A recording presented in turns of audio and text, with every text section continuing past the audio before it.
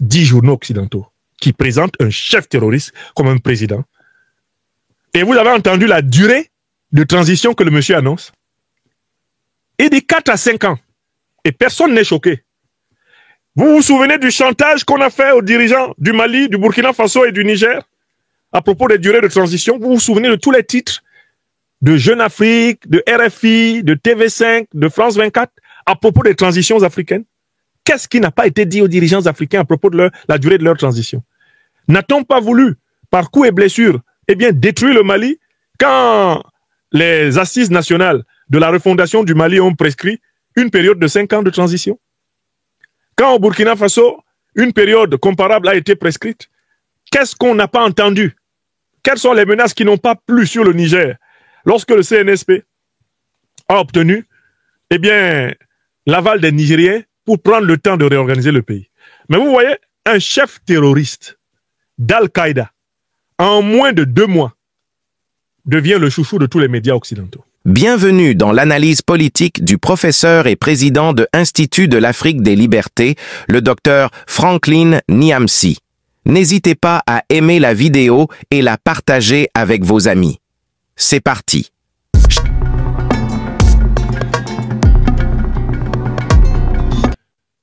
Le sujet suivant nous amène dans ce que j'ai appelé le double standard de la presse de la France-Afrique qui éclate dans l'affaire syrienne. Le terroriste Al-Shara, nouveau chouchou de France 24.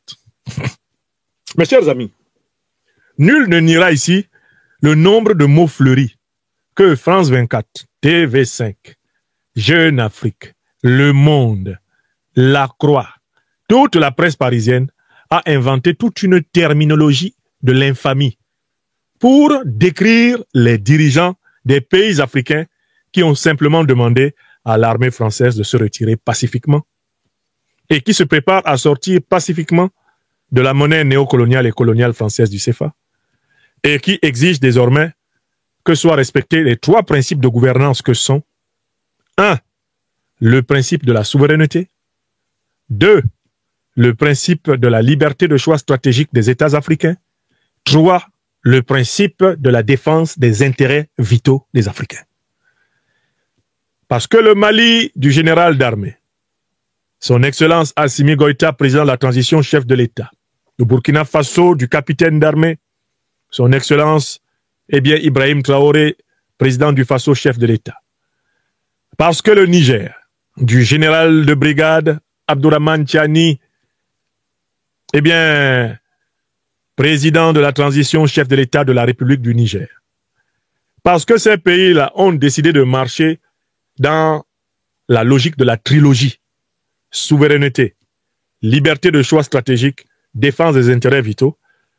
À Paris, on les a habillés pour tout l'hiver. À Paris, on a fabriqué toutes sortes de concepts infamants pour les désigner. Faisons une petite liste des mots qui ont été choisis à l'unanimité, les éléments de langage qui ont été partagés, les termes de référence qui ont été partagés par toute la presse parisienne et par extension toute la presse occidentale pour désigner les dirigeants du Mali, du Burkina Faso et du Niger. On les appelle comment? On commence. Les putschistes, la junte, les militaires de la soldatesque, la poignée de généraux. J'ai fait une révision de leur vocabulaire. Hein. Putschiste, soldatesque, poignée de généraux, autocrate, despote, dictateur. Napoléon... non, ils n'utilisent pas Napoléon. Qu'est-ce qu'ils utilisent encore? Aidez-moi à compléter leur terminologie. Comment ils désignent les dirigeants du Sahel? Quand ils veulent président... Bon, donc autocrate, despote, dictateur, putschiste, officier félon. Voilà, j'ai retrouvé une expression. Officier félon. Les officiers félons. Pantin de la Russie. Officier à la solde de l'impérialisme russe. Antidémocrate. Ennemi de la démocratie. Bourreau des droits de l'homme. Voilà les mots qui sont ordinaires dans la bouche et des dirigeants français et de la presse française pour parler des dirigeants du Mali, du Burkina Faso et du Niger. Maintenant, nous allons voir quels sont les mots qu'ils ont choisi d'utiliser pour parler de quelqu'un qui s'appelle Ahmed Al-Shara et qui, précisément, est un membre de l'organisation terroriste Al-Qaïda qui a ensanglanté les États-Unis le 11 septembre 2001 en tuant plus de 4000 personnes, qui a ensanglanté avec son acolyte l'État islamique la ville de Paris le 13 novembre 2015, tuant plus de 130 personnes, qui a ensanglanté l'Espagne, ensanglanté la Grande-Bretagne et qui ensanglante l'Afrique du Nord, ensanglante le Moyen-Orient, ensanglante le Sahel, ensanglante maintenant l'Afrique centrale, le Golfe de Guinée, va jusqu'à ensanglanter le Mozambique et qui, en association avec Kagame, ensanglante actuellement le Congo, République démocratique du Congo. Cette organisation-là, cette terroriste, sans foi ni loi, terroriste sans frontières, voici comment est décrit l'un de leurs plus sympathiques fleurons. Celui dont Mme Tulsi Gabbard a dit que ce jeune homme, de Ahmed Al-Shara, alias Mohamed Al-Joulani, fait sans doute partie de ceux qui ont dansé dans les rues de Syrie, le 11 septembre 2001, quand les Américains étaient tués par Al-Qaïda. Voici comment, ce monsieur-là est présenté par, la presse française. Le président syrien. Le président syrien. Je vais vous lire quelques dépêches pour que vous voyez comment il est présenté. Voilà. Je commence par Europe 1. Europe 1 dit « Syrie, entre 4 et 5 ans pour organiser les élections selon le président intérimaire ». Europe 1 présente le chef terroriste Ahmed Al-Shara comme un président intérimaire. Il faudrait entre 4 et 5 ans avant d'organiser des élections en Syrie selon Ahmed Al-Shara, président intérimaire du pays. Il souhaite faire des choses correctement, notamment en rétablissant le pays dévasté par la guerre civile, en faisant de la Syrie une république avec un parlement et un gouvernement exécutif. Voilà le rapport qui est fait par le journal Europe 1. Pas un mot pour la nature réelle de cet homme, qui est l'un des chefs terroristes les plus sanglants qu'il y ait au monde, et qui a encore les mains barbouillées du sang de plusieurs innocents, y compris des chrétiens de Syrie, comme l'a souligné Mme Tulsi Gabbard. On change de journal. Voyons comment ils mentent. Je prends Corse Matin. Corse Matin dit, le président syrien salue, on appelle le terroriste là, le président syrien salue une réelle volonté de Riyad de soutenir son pays. Parce que le terroriste Ahmed Al-Shara est allé en visite officielle en Arabie Saoudite, où il a été accueilli en grande pompe par ses parrains en fait. Hein? Et là-bas, on l'appelle président et puis il est félicité par l'Arabie Saoudite. D'accord? Mais ce monsieur-là, c'est un membre d'Al-Qaïda. Et qu'est-ce qu'on écrit? Le président syrien par intérim, Ahmed Al-Shara, a salué dimanche la réelle volonté de Riyad de soutenir son pays à l'occasion de sa visite en Arabie Saoudite, durant laquelle il a rencontré le prince héritier et dirigeant de facto du royaume. Il s'agit de la première visite à l'étranger du dirigeant syrien et ex-commandant rebelle depuis qu'il a pris le pouvoir à Damas. Vous voyez? Vous voyez comment on présente quelqu'un qui est en réalité un terroriste? Vous voyez comment la presse le couvre? Je change de journal pour vous dire qu'ils se sont passés le mot, pour en réalité laver plus blanc que blanc le terroriste Ahmed Al-Shara. Je prends quoi? Un journal belge, la Libre.be. La Libre.be écrit tranquillement, entre 4 et 5 ans pour organiser des élections selon le président syrien par intérim Ahmed Al-Shara. Donc en fait, ils reprennent la dépêche de l'AFP qui a donné le là dans toute cette affaire. On continue? On continue? On prend ce qu'ils ont publié sur La Croix. La Croix, paraissant à Paris. Syrie, entre 4 et 5 ans pour organiser les élections selon le président intérimaire. Ils l'ont habillé du nom de président intérimaire. Zone Bourse, le président syrien de transition à Riyad pour son premier voyage à l'étranger. Hein? Le Figaro, le président Syrie, le président intérimaire a rencontré le prince d'Arabie Saoudite. RFI, le président syrien par intérim Ahmed Al-Shara en Arabie Saoudite. Yahoo Actualité, il faut entre 4 et 5 ans pour organiser les élections. RTBF, le président syrien par intérim. Je viens de vous citer au moins 10 journaux. 10 journaux occidentaux qui présentent un chef terroriste comme un président. Et vous avez entendu la durée de transition que le monsieur annonce. Il dit 4 à 5 ans. Et personne n'est choqué. Vous vous souvenez du chantage qu'on a fait aux dirigeants du Mali, du Burkina Faso et du Niger à propos des durées de transition? Vous vous souvenez de tous les titres de Jeune Afrique, de RFI, de TV5, de France 24 à propos des transitions africaines? Qu'est-ce qui n'a pas été dit aux dirigeants africains à propos de la durée de leur transition? N'a-t-on pas voulu, par coups et blessures, eh bien, détruire le Mali quand les assises nationales de la refondation du Mali ont prescrit une période de 5 ans de transition? Quand au Burkina Faso, une période comparable a été prescrite, qu'est-ce qu'on n'a pas entendu? Quelles sont les menaces qui n'ont pas plu sur le Niger lorsque le CNSP a obtenu, eh bien, l'aval des Nigériens pour prendre le temps de réorganiser le pays? Mais vous voyez, un chef terroriste d'Al-Qaïda, en moins de 2 mois, devient le chouchou de tous les médias occidentaux. Écoutez, avec une telle incurie médiatique, avec un tel outrage à la pudeur morale, avec un tel outrage au Saint-Esprit, mais quels sont les journaux occidentaux qui peuvent encore être dignes de considération aux yeux des Africains?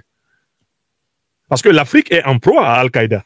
L'Afrique est en proie à l'organisation d'Al-Joulani, alias Ahmed Al-Shara.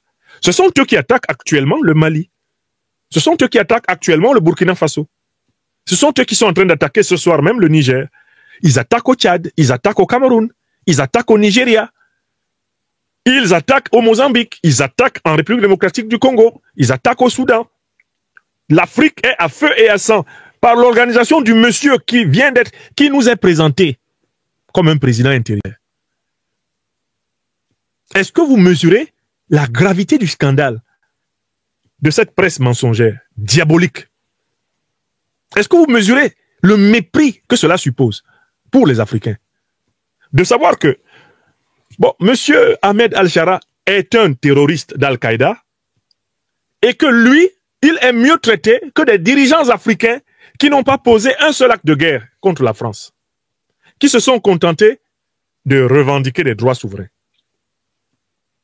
Ils ont dit, il est temps que vous retiriez vos militaires du sol africain, c'est tout. Ils ont dit, nous nous préparons à sortir de votre monnaie qui a retardé de trop notre progrès économique. Ils ont dit, cessez de vous mêler de nos affaires, eh bien, au secrétariat général de l'ONU.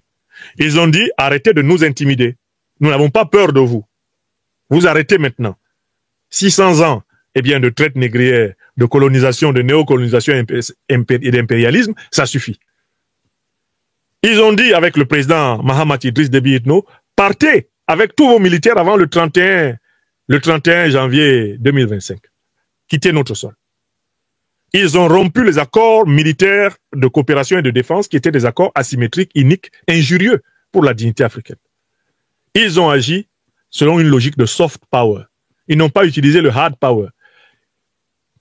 Tous les dirigeants du Sahel, et même jusqu'au Tchad, ont délogé l'armée française sans tirer une cartouche. Ça s'appelle la puissance assagie, la puissance maîtrisée.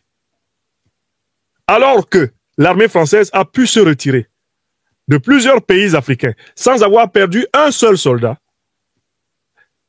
on maltraite l'image des dirigeants du Sahel. On les présente comme des putschistes, des félons, un carteron de généraux, on les présente comme des ingrats qui souffriraient d'une maladie non transmissible à l'homme, on les présente comme des ennemis de la démocratie, on les présente comme des marionnettes de Poutine. Qu'est-ce qu'on n'a pas utilisé comme mot infamant pour le président Goïta, le président Tchani et le président Traoré? On leur a fait ça. Ce lynchage médiatique se poursuit pendant qu'un terroriste qui a surgi sous nos propres yeux, avec une barbe longue jusque pratiquement à ses genoux, avec les mains barbouillées du sang des innocents du Moyen-Orient, cet homme-là maintenant, on nous le présente comme un ambassadeur de la démocratie syrienne. C'est à vomir. C'est une honte absolue. C'est une honte absolue. C'est inconcevable. C'est inadmissible. Ce ne sera jamais accepté par les Africains. Cette mauvaise foi et cette méchanceté envers les peuples africains ne seront jamais acceptés. Jamais. Et les Africains doivent tirer toutes les conséquences. Vous avez vu l'accueil solennel qui est réservé aux chefs terroristes en Arabie Saoudite? Dirigeants africains qui avaient des relations diplomatiques banales, normales, joviales, souriantes avec les dirigeants saoudiens. Est-ce que vous avez, oui ou non, conscience du fait que l'Arabie Saoudite est une puissance qui parraine le terrorisme? Vous le savez ou pas? Voilà Mohamed Al-Joulani, sa première visite vous dit qui est son parrain. Vous comprenez maintenant que Al-Qaïda, au Qatar, en Arabie Saoudite, aux Émirats Arabes Unis, dans toutes ces monarchies qui sont des alliés de l'OTAN, a ses véritables bases arrière. Quelles sont les conséquences que nos dirigeants tirent? Pourquoi continue-t-on de faire ami-ami avec l'Arabie Saoudite, le Qatar et consorts, alors qu'on sait que ce sont les bases arrière des organisations terroristes qui tuent notre peuple? Nous devons avoir le courage de faire face à ces questions. Parce qu'en réalité, tant que nous n'avons pas regardé la totalité du complot contre l'Afrique, nous ne pourrons pas le démanteler. Si nous démantelons un côté du complot, en laissant l'autre, mais nous serons attaqués du côté que nous avons laissé. Il nous faut assumer la nécessité de réviser, de rompre des relations avec des puissances qui sont sournoises, des puissances qui nous nuisent en secret, des puissances qui nous nuisent en sourdine. Nous, Africains, il faut rompre les relations, avantageuses que ces puissances ont avec nous. C'est vraiment là l'enseignement. Quand j'ai regardé toute cette campagne de presse pour présenter le diablotin, d'Ahmed Al-Shara comme étant un ange de lumière, j'ai mesuré jusqu'à quel point l'Occident politique s'était effondré dans la gadoue. J'ai eu pitié de l'Occident politique en regardant la campagne de presse menée pour polir et lisser ce chef terroriste syrien. Non point que j'ai une appétence particulière pour M. Bachar el-Assad, qui, à la tête de la Syrie, a suffisamment usé et abusé du droit d'être un autocrate. Non. Mais enfin, Bachar el-Assad était infiniment préférable à Ahmed Al-Shara. Parce que Bachar el-Assad avait un certain sens, ne serait-ce que de la dignité, de la liberté et de la souveraineté de son pays. Il a eu le courage et l'audace de s'opposer à l'impérium et de leur dire « Vous ne pourrez pas, vous n'avez pas le droit de faire tout ce que vous voulez chez moi. » On peut reprocher en effet à Bachar el-Assad la dérive autocratique à l'intérieur de son pays, mais cette dérive même a été facilitée par les agressions occidentales, impérialistes contre lui. Quand vous êtes à la tête d'un pays qui est attaqué de toutes parts, il vous est difficile d'être tolérant envers des voyous internes qui ne vous aident pas à combattre l'ennemi, mais qui en profitent pour vous combattre. Donc voilà pourquoi les pays qui sont attaqués par des terroristes ont tendance à devenir des autocraties. Parce que les nécessités de la lutte antiterroriste, passent par l'union sacrée. Et quand il y a union sacrée, quand des gens s'en vont risquer leur vie pour te protéger, tu passes pas ton temps à les emmerder dans la capitale. Voilà comment au Burkina Faso, ceux qui dérangent les gens dans la capitale, on les envoie au front. Ceux qui parlent fort là, on dit ah bon? Nous, on est en train de lutter contre ceux qui veulent qu'on meure tous. Et toi, tu es assis à Ouaga ou à Bobo Dioulasso et tu veux nous donner des leçons? Bon, viens. Viens, on va aller au front. Tu vas lutter là-bas. Pour voir ce que c'est que la lutte antiterroriste. Parce que ceux qui luttent là-bas pour risquer leur vie, ils ne sont pas inférieurs à toi. Si tu penses donc que c'est du beurre, la lutte antiterroriste, allons-y. Angata. Et ça a eu le mérite de calmer les mauvais esprits au Burkina Faso. Hein. Quand le pays est attaqué par des hordes terroristes comme ça, mais écoutez, il faut... La moindre des choses, c'est le respect pour l'armée qui combat ces gens. Parce que pour combattre ces gens, il faut accepter de mourir dans le combat contre eux. Donc vraiment, je voudrais conclure ce point. Regardez la campagne, unanime, l'immense campagne médiatique occidentale pour embellir, enjoliver, pour présenter comme un dieu vivant, le terroriste Mohamed Al-Joulani de son vrai nom, Al-Shara. Regardez bien tous les pays où il va faire sa tournée, ce sont les pays de ses parrains, et tirez-en toutes les conséquences en Afrique. Chers téléspectateurs, Vous avez été les témoins privilégiés de cette analyse politique profonde et inspirante avec le Dr Franklin Nyamsi. Maintenant, c'est à vous. Réagissez en commentaire, partagez vos réflexions et vos idées. Si cette vidéo vous a éclairé, n'hésitez pas à l'aimer et à la partager avec vos amis. Ensemble, nous construisons l'Afrique de demain.